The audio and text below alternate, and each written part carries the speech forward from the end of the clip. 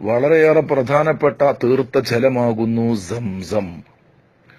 ബഹുമാനപ്പെട്ട ഇസ്മായിൽ നബി അലൈഹിസ്സലാമാകുന്ന കുഞ്ഞിളം പൈതൽ കാലിട്ടടിച്ച സ്ഥലത്തിൽ നിന്ന് ബഹുമാനപ്പെട്ട ജിബ്രീൽ അലൈഹിസ്സലാം പ്രത്യേക അടയാളപ്പെടുത്തിയ സ്ഥലത്തിൽ നിന്നാണ് സംസം ഉറവ് പൊട്ടുന്നത്.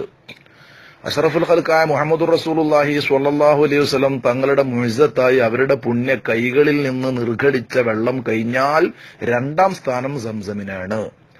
ഫാഫുദലുൽ മിയാഇ മാഉൻ ഖദ് നബഅ മിൻ ബൈനി സുബാഇൻ നബിയിൽ മുത്തബഅ യലീഹി മാഉ സംസമിൻ ഫാ കൗസരി ഫാനീലു മിസ്രിൻ തുമ്മ ബാഖിൽ അൻഹുരി.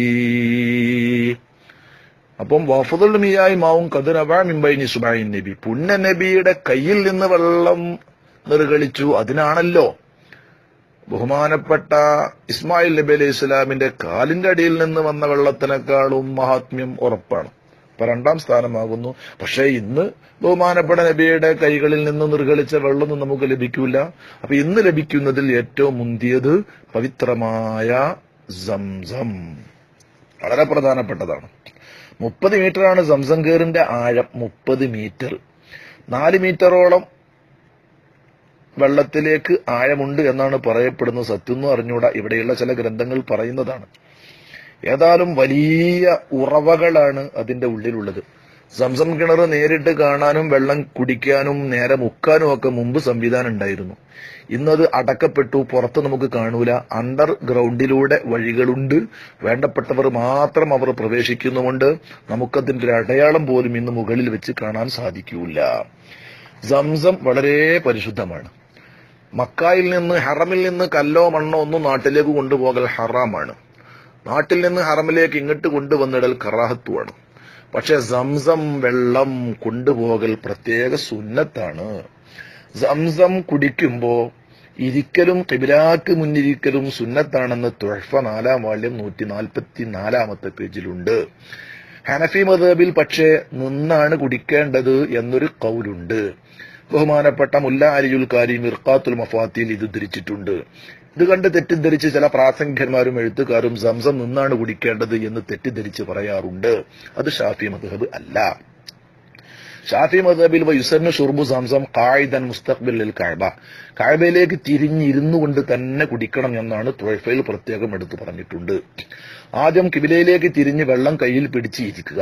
എന്നിട്ട് കുടിക്കുന്നതിന് മുമ്പ് അല്ലാഹുമ്മ ഇന്നഹു ബലഗനി അന്ന റസൂലുള്ളാഹി സ്വല്ലല്ലാഹു അലൈഹി വസല്ലമ ഖാല മാഉ സംസം ലിമാ ശുരിബ ലഹ അല്ലാഹുമ്മ ഇന്നി അശ്റബുഹു ലിതഗ്ഫിറ ലീ അല്ലാഹുമ്മ ഫഗ്ഫിർ ലീ.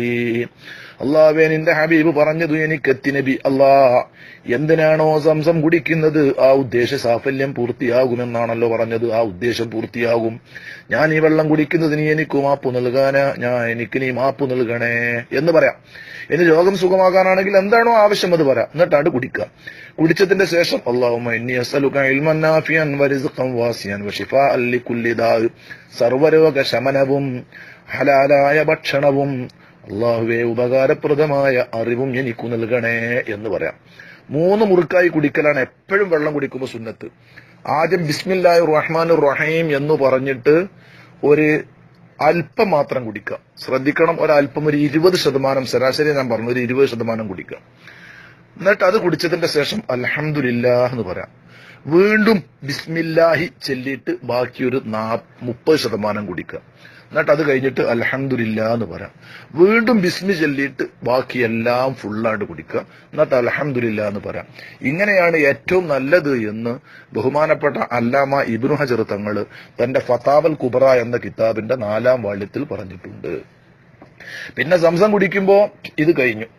കിതാബിലൊക്കെ പറയുന്നുണ്ട്, കിണറിന്റേക്ക് നേരെ ചെല്ലലും അവനവൻ തന്നെ അത് മുക്കലും എന്നിട്ട് അവൻ തന്നെ കുടിക്കലും, കുറച്ച് കുടിച്ചതിന്റെ ശേഷം ഒരൽപ്പം തലയിൽ ഉറ്റിക്കലും നെഞ്ചു തടവലും സുന്നത്താണ്. ഷെർവാനി വാള്യം 4 143-ാമത്തെ പേജ്. ഈ പരിശുദ്ധമായ കിണർ പറ്റേ വറ്റി വരണ്ട് ഉണങ്ങി മുഴുവനും മൂടപ്പെട്ടിരുന്നു. അതിന്റെ ഒരു അടയാളവും ഇല്ലാത്ത നിലക്ക്.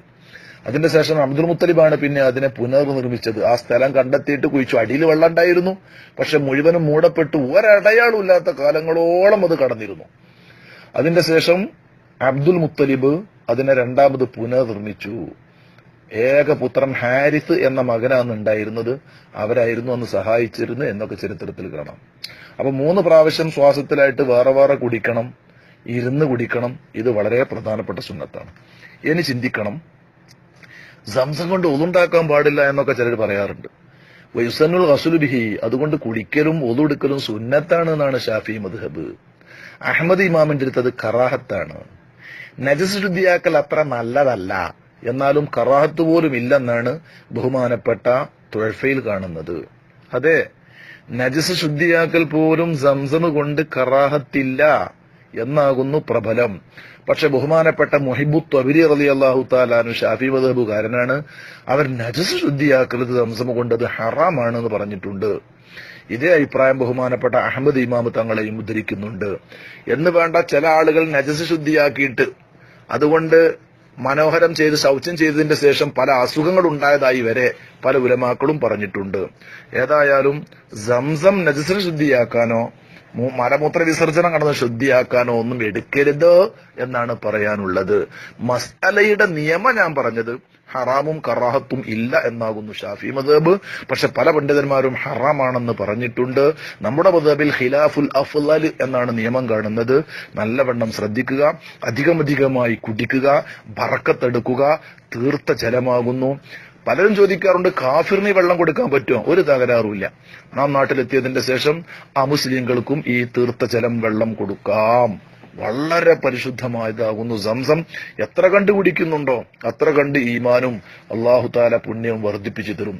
അല്ലാഹു തആല സംസമിനൊക്കെ എന്നും കുടിക്കാനും അവസാനം സംസം കുടിച്ച് ലാ ഇലാഹ ഇല്ലല്ലാഹ് എന്ന് ഉച്ചരിച്ച് ഈമാനോടുകൂടെ മരിക്കാനും പടച്ച റബ്ബ് നമുക്കൊക്കെ തൗഫീഖ് നൽകുമാറാവട്ടെ.